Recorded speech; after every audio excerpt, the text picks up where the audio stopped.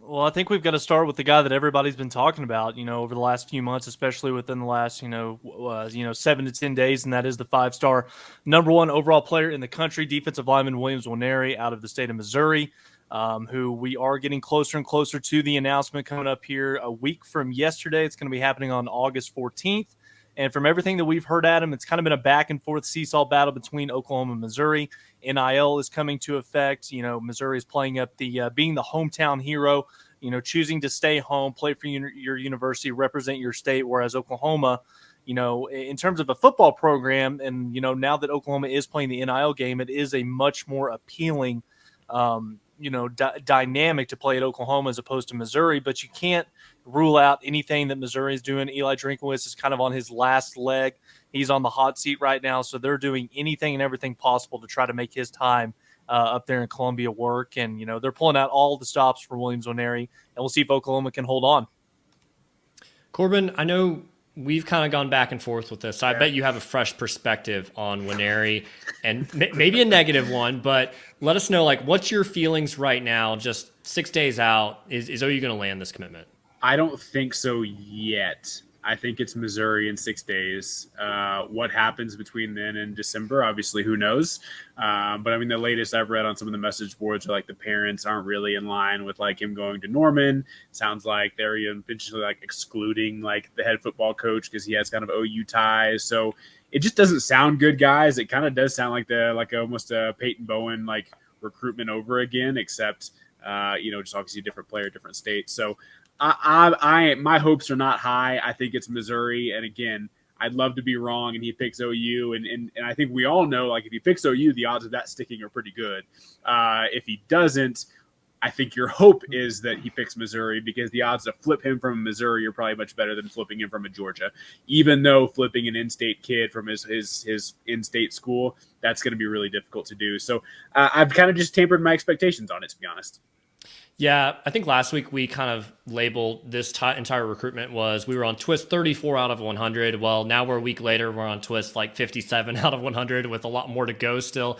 And everybody, including us, so if you're listening to this, if you're watching on YouTube, we got you. Everyone's clickbaiting this entire story here. Everyone's trying to put out a new update every day, and there's really not anything new necessarily in a lot of ways, I think. So you kind of just find different ways to regurgitate what's going on, and nobody truly knows until he pulls the hat out of the bag or whatever he plans on doing next Monday when he actually announces. And again, I don't think it's over by any stretch of the imagination because Georgia's not going to give up, Tennessee's not going to give up, Missouri's not going to give up, OU's not going to give up once he makes that commitment, because we've seen time and time again, it could be a scenario where he commits to Missouri just to get a bigger bag from OU or vice versa, or who knows what any number of different things or scenarios that could play out there. So there's obviously there's just so many twists and turns with these guys, and we should expect that when you have a number one overall player. Well, and Adam, that's par for the course. I mean, you're talking about a five-star defensive lineman, the number one overall player in the country. And, I'm not going to lie when I say that, I probably, represent, most OU fans when I say that, we all have PTSD when it comes to elite defensive lineman recruits. We've been burned by, several times over the last couple of years, David Hicks, the most recent. But, this is, when you recruit a five-star like this, and when you've got two fan bases who are as involved as Oklahoma's and Missouri's are on Twitter, I mean, you're just seeing the craziest stuff right now on social media. I mean, you've got people, posting, fake crystal balls, Weave Siltfong has flipped his crystal ball from Missouri to Oklahoma. So you're just seeing crazy things like that. And it's only going to ramp up as we get a little bit closer to next Monday. You just kind of hope that, the relationships and the conversations that Todd Bates and Miguel Chavis and Brent Venables are having with this kid, his coaches and his family, you hope that with the NIL package that Oklahoma's offering is enough to win this kid's commitment here in, less than a week away. But it's going to be tough. And we'll see. There's obviously a lot more twists and turns to go, but I think that one recruit that there may not be very many twists and turns left, and that is five-star David Stone. Adam, touch on this guy. Yeah, a guy that it seems like at long last will finally have some closure here because he's been, leaning OU for a year or so now at this point. And in the grand scheme of things, he's probably the guy that you need or have Just because he's an in-state guy, I know he plays at IMG in Florida, but he's from Oklahoma. But you also look at the interior play that OU has really lacked. And I think there's options that you can find at defensive end. Obviously, you'd love to get Williams Nwaneri. That would be absolute best case scenario to get him, but it's harder to replace a guy like David Stone, for example. Whereas you might be able to find a Danny Okoye or somebody like that to fill the role of Williams Nwaneri, and maybe he can give you a good chunk of what Nwaneri was able to do. Whereas David Stone just feels more irreplaceable.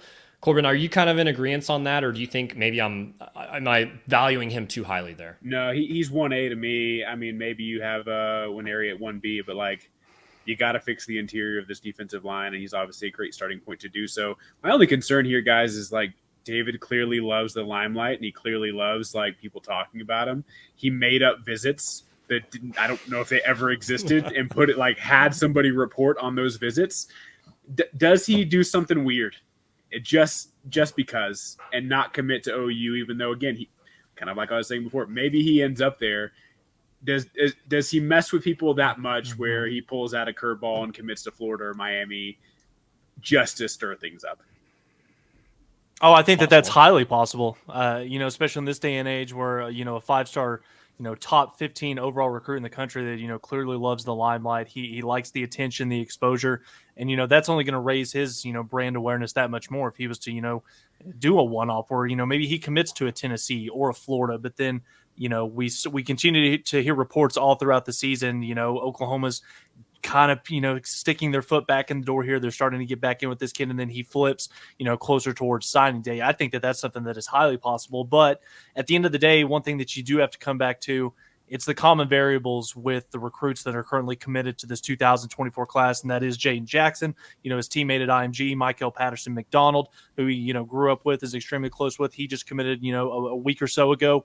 So I think that, David Stone is, when it comes to these three recruits that we're talking about here, I think that he's probably the most sure thing, which I don't know if you can really ever say that when you're talking about, elite defensive linemen in college football, but Corbin, you make a really good point as well. Not only transitioning to the SEC, do you have to beef up the interior of your defensive line, and that's something that Oklahoma has lacked in, for the better part of the last decade. But you take it one step further, and you look at the guys that are currently on the roster. Isaiah Coe, he's done after this year. Jordan Kelly, he's gone after this year. So there is a much more heightened awareness of the fact that we need to lock this kid up because chances are Oklahoma going into the SEC next year, this kid's going to be at least in the 2-deep rotation. And as good as this kid is, as freak of an athlete as he is, he's going to have the opportunity to start day one. Definitely. What about another guy in the interior of the defensive line, kind of the opposite of Williams Nwaneri, because, we're all, hey, why should he pick Mizzou? OU should be the obvious choice. But then you look at a guy like Dominic McKinley, for example, out of Louisiana, another interior defensive lineman, a composite 5-star on most services that you look at. But OU fans have almost convinced themselves that we're not getting our hopes up. He's not going to go to OU. He's going to end up at LSU somehow, some way. But here we are. We've been having the same song basically for the last couple of months here is that, well, LSU's kind of on the outside looking in. They could certainly work their way back in. But as of right now, it's a Red River battle. It's OU in Texas. Yeah, I think personally, because of that reason, like I probably have OU third. I think Texas sounds like the favorite right now. And it's just hard to imagine, even with everything that's been said, that a high caliber defensive lineman out of Louisiana leaves the state of Louisiana. I would feel very similar. Like if he commits to OU now, I'd be terrified of LSU until December when he signs. So, I think Stone is where like I'm most confident is somebody ending up as a Sooner. I probably have McKinley probably like third most confident that he ends up in Norman. Yeah, I mean, I couldn't say it any better myself. I mean, I think that one of the things that is playing to this kid's recruitment is, mom's definitely in his ear. Ultimately, mama ultimately wants to have one of the biggest says in this kid's recruitment. I mean, these are three really good options when you talk about defensive line development. And obviously with Todd Bates being a part of this Oklahoma staff right now, they can go out there and recruit and pitch to these elite guys and, have a better chance than normal to land them. But anytime you've got a crystal ball or two coming in for Texas, But then you've also gotten the fact that this kid grew up and lives an hour away from Baton Rouge. There's always going to be doubt in your mind, even if this kid does decide to commit to Oklahoma, here over the next 3 to 4 weeks. So it's going to be a battle. And, I don't even think that it's too far gone to say that if Oklahoma was to get Winery or Stone or McKinley or even all three, Oklahoma went 6-7 a year ago. You've got to go out there and you've got to play well. You've got to show progression. You've got to win football games this upcoming fall, because as talented as those three guys are, your Georgias, your Bamas, your A&Ms, Missouris, they're not going to stop reaching out to these kids, even, no matter how well of a, brand of football you're playing. So even if these kids do commit to Oklahoma over the next couple of weeks, we've got a long next 3 to 4 months to try to hang on to these kids' services.